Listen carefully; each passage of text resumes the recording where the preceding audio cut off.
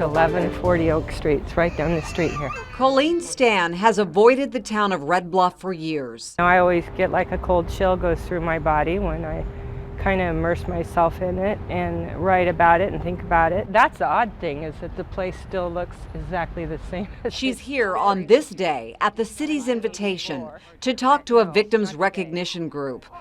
But her mind is on a letter she got in January saying Cameron Hooker would be up for parole on April 16th. 30 years have passed. I'm better. I'm healed.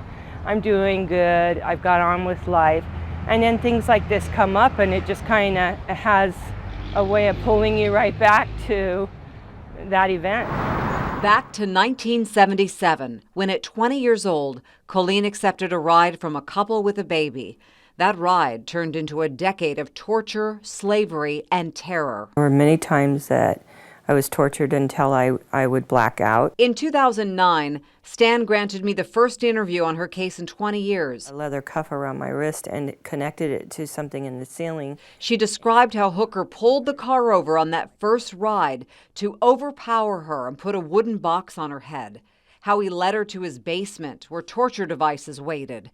How he used her as a canvas for his sadism for 7 years, often keeping her in a compartment under his bed with the full knowledge of his wife. There were many times I thought I was going to die. 5 years after that conversation and a month after getting the parole notification, Colleen's nightmares started again. In the nightmares, yes, I'm there, and he's got control of me again. They proceeded to hold me captive.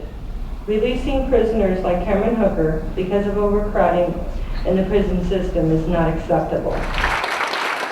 This is the first time in 30 years that Colleen Stan has talked about her case publicly in Tehama County.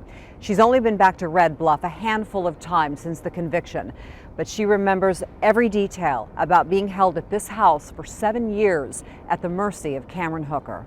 I don't know what his health issues are. I don't know where he's at physically, or